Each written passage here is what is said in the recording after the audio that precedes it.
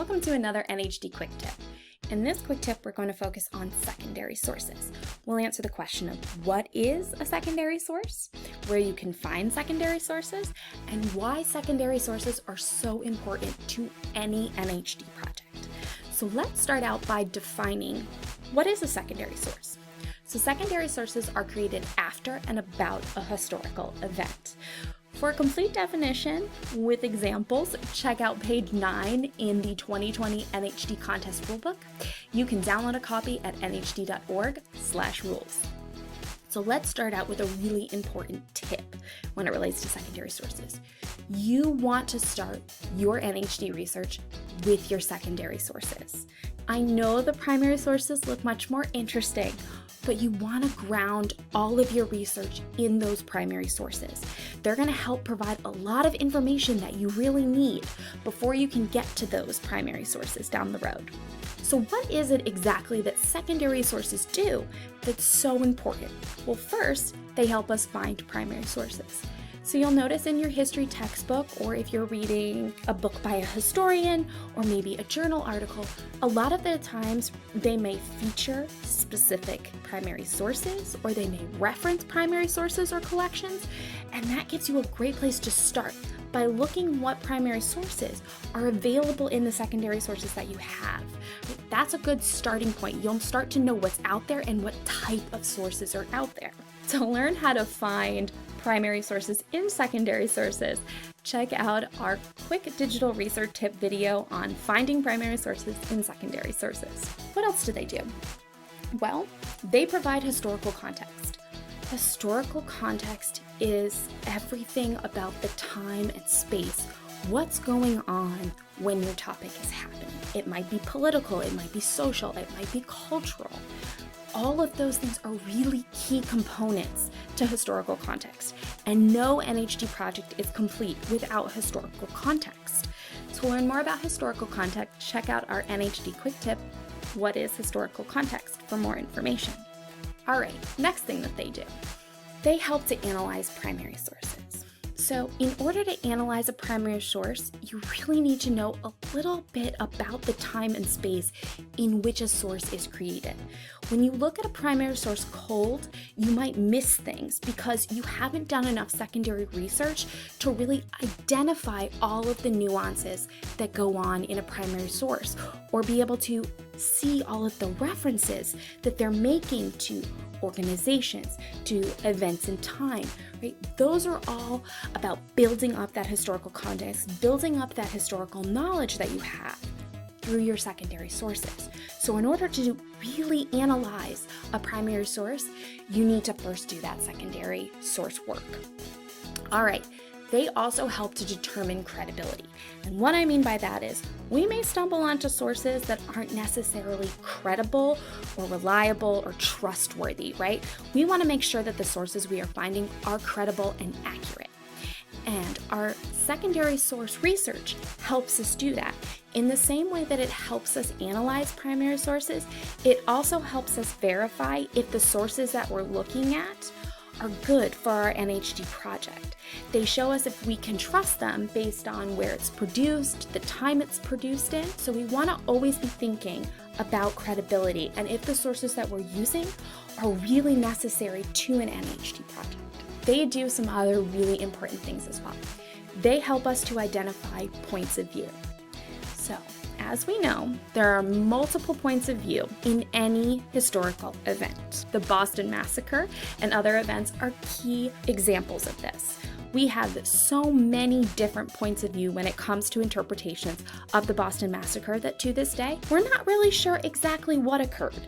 We know that events played out between the British Redcoats and colonists, but we don't know what led to those events. We have stories and perspectives of what happened, but we don't really have the full story. Those secondary sources help us to identify the different points of views and the different groups and the different individuals that may have been present at a historical event, been present at a debate, right? All of these different ideas. So we get to understand all of the different voices that come out in history. Now, If you want to learn more about why different points of views or perspectives are so important to an NHD project, we have an NHD quick tip video on that too. Check out why you should include multiple perspectives in your NHD project. 2 more important things that secondary sources do. 1, they give you a scholar's perspective. Every historian has a specific perspective. They're writing at a specific point in time as well, in the same way that primary sources are produced at a specific point in time. So you'll get a better understanding of the different arguments that historians and other scholars have made in their work. Now remember, not all historians and scholars agree, so you may find conflicting arguments from them, some who believe one perspective, some who believe another. So it's important to see all the different perspectives that are produced in secondary sources. And last one, and this is a big one, it's just as important as that historical context, and it is a major feature on NHD's evaluation forms. They help with historical accuracy. So NHD judges do look for historical accuracy in NHD projects. And the way that you can do that is to make sure that you have strong secondary sources that are helping you with accuracy. And the way that they do that is they keep us track of dates, locations, they keep track of what people may have said or wrote. That historical accuracy is so important. But you will get that historical accuracy from your secondary sources, which again is why secondary sources are so important. And I cannot stress enough, that's where you want to start your NHD research. What are some examples of secondary sources? Well, I've mentioned a couple already. Your history textbooks are secondary sources, and you want to start there. You use it for your class, so start there and see what your textbook says. You can also look at historians' work, right? So any books that historians have produced on your NHD topic. You'll also want to check out journal articles as well as credible internet articles. You want to make sure that when you're using the internet, you're using verified sources and not opinionated pieces. For more information and to see some examples of secondary sources, review page 9 in the contest rulebook. You can download a copy at nhd.org/rules. So I've given you some examples of secondary sources. But where can we find it? The first place that you should always start is in your local or school library. Librarians are your friend. You want to talk to your librarian, okay? They have been trained to do research and to know what books are out there and help you find the sources that you need. So always make sure that you're going to that public library or your school library and having a conversation with your librarian about the research that you're doing. Make sure to have a topic in mind and have done some preliminary research, okay? Your librarian is there to help you. They are not there to do the research for you. We can take a look at Google Books. Google worked on a project called Google Books in which they digitized millions of books, including books written by historians and other scholars. So definitely check them out, see what's available. A lot of them have a great preview function so you can read most of the books online. And if you can't, you may be able to show the book to your librarian and they can track down a hard copy for you. If you want to learn more about how to utilize Google Books, go ahead and check out our quick digital research tip on how to use Google Books. All right, the next really important place to check out is JSTOR.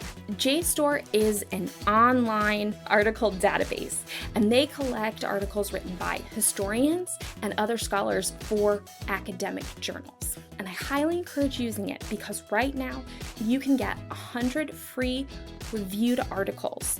So you can take a look at them, you can print them, you can download them. You do have to create an account, but it is a free account and they will give you access to 100 journal articles.